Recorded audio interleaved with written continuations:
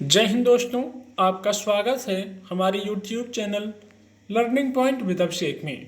अगर आप चैनल पर नए हैं तो चैनल को सब्सक्राइब कर लीजिए और बेल आइकन प्रेस कीजिए ताकि आपको डेली डिक्टेशन मिल सके।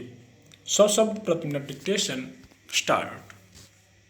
अमेरिकी विदेश मंत्री एंटनी ब्लिंकन ने भारत यात्रा के दौरान दोनों देशों के बीच रिश्तों को नया आयाम देने के जो संकेत दिए हैं वे उत्साहवर्धक हैं।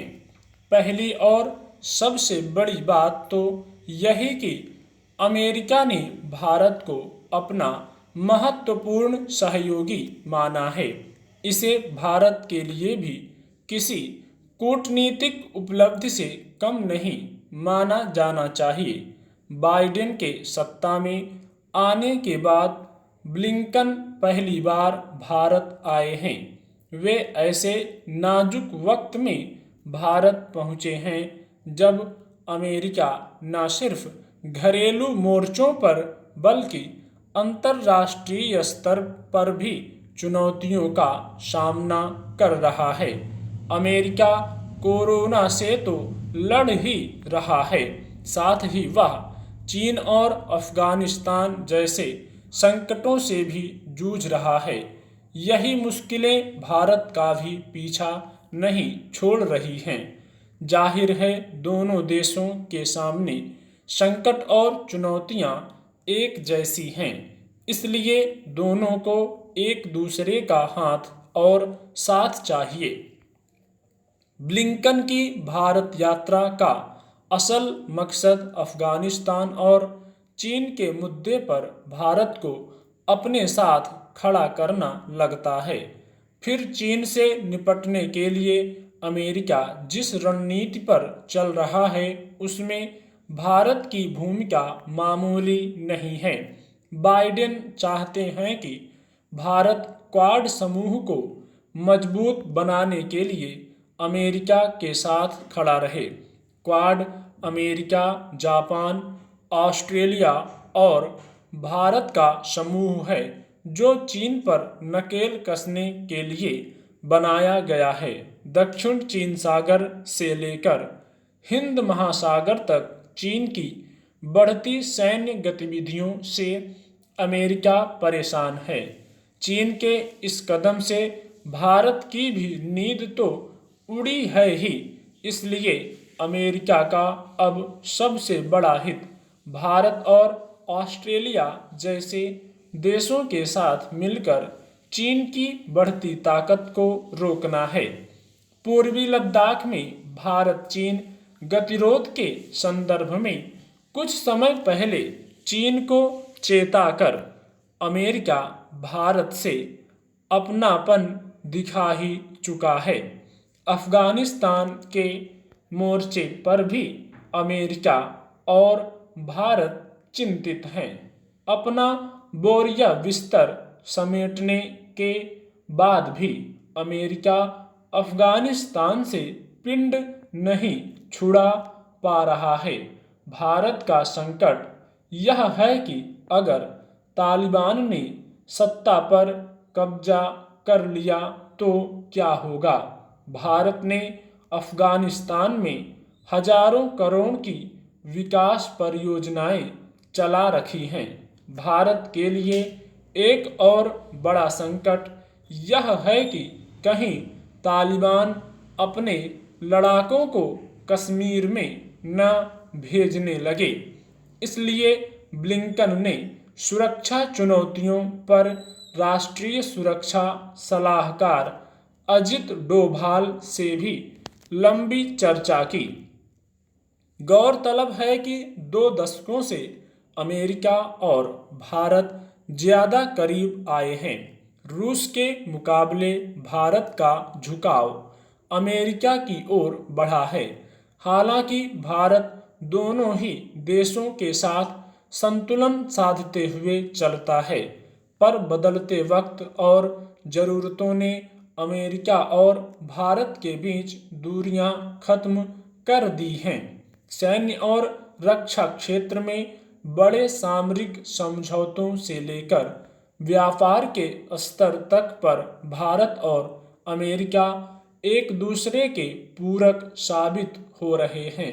मसलन महामारी से निपटने में भारत ने अमेरिका को कोरोना टीके भी दिए, और वह भी तब जब भारत खुद इनकी कमी झेल रहा था। हालांकि अमेरिका का यह रुख हैरान करने वाला ही रहा कि उसने टीकों के लिए भारत को कच्चा माल देने से यह कहते हुए मना कर दिया था कि पहले वह खुद की जरूरतें देखेगा, लेकिन बाद में अमेरिका भी कोरोना की जंग में भारत के साथ खड़ा होता दिखा। पर इसमें कोई शक नहीं कि अमेरिका और भारत के बढ़ते संबंधों में अमेरिकी हित सर्वोपरि हैं। यही अमेरिका की रणनीति भी है। एक बार फिर बादल फटने से कई पहाड़ी इलाकों में तबाही मच गई। अभी कुछ दिनों पहले ही हिमाचल प्रदेश के मनाली क्षेत्र में बादल फटने से कई घर जमींदोज हो गए थे, कई गाड़ियां बह गईं। अब वहां के लाहुल क्षेत्र में बादल फटा है और कई लोगों के मारे जाने, लापता होने और कई घर टूट जाने की खबरें मिली हैं। इसी तरह जम्मू के किश्तवाड़ में बादल फटने की वजह से कम 4 लोगों की मौत हो चुकी है। 40 से ऊपर लोग लापता बताए जा रहे हैं। कई घर ध्वस्त हो गए हैं। ऐसी ही तबाही कुछ दिनों पहले उत्तराखंड में भी मची थी। बरसात के समय पहाड़ी इलाकों में बादल फटना अब आम घटना होती जा रही है। यह एक ऐसी आपदा है जिसके बारे में अभी तक पूर्वानुमान लगाने के उपाय नहीं हैं। बादल फटता है तो हजारों लाखों घन मीटर पानी आसमान से एक साथ गिर पड़ता है, जिसका वेग धरती के पेड़ पौधे मकान सहन नहीं कर पाते। फिर अचानक सैलाब आता है और लोगों वस्तुओं को अपने साथ तेजी से बहा ले जाता है। ऐसा इसलिए होता है कि किसी किसी इलाके में बादल कुछ अधिक जमा हो जाते हैं और वे अपनी नमी को संभाल नहीं पाते, अचानक बरस पड़ते हैं। आमतौर पर ऐसा पहाड़ी इलाकों में अधिक होता है। हालांकि बादल फटने की घटनाएं कोई नई नहीं हैं। पहले भी बादल फटते रहे हैं और उनकी मार लोगों पर पड़ती रही है, मगर पिछले कुछ दशकों में इसकी वजह से जैसी तबाही देखी जाती है वैसी पहले नहीं होती थी। इसकी वजहें साफ हैं। एक तो यह कि पहाड़ों पर पर्यटन को बढ़ावा देने की वजह से जगह जगह बड़े पैमाने पर निर्माण कार्य हुए हैं। बहुत सारे होटल और दुकानें खुल गई हैं। जिन इलाकों में लोग पहले घर नहीं बनाया करते थे वहां भी घर बनने लगे हैं। जगह जगह कल कारखाने खुल गए हैं। नदियों का बहाव रोककर बिजली उत्पादन की गतिविधियां बढ़ी हैं।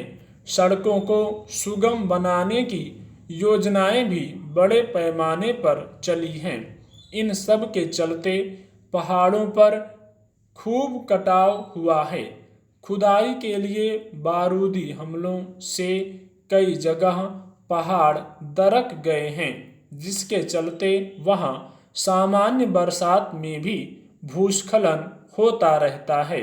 फिर बादल फटने की घटना होती है तो पानी के साथ पहाड़ टूटकर नीचे के हिस्से में तबाही को कई गुना बढ़ा देते हैं। कुछ वैज्ञानिकों का मानना है कि कुदरत के साथ छेड़छाड़ की वजह से बादल फटने की घटनाएं अधिक होने लगी हैं। पहाड़ों में बादलों के ठहर जाने की स्वाभाविक स्थिति के अलावा बिजली उत्पादन के संयंत्रों और टेलीफोन टावरों की वजह से भी बादलों की दिशा और गति प्रभावित होती है। स्टॉप।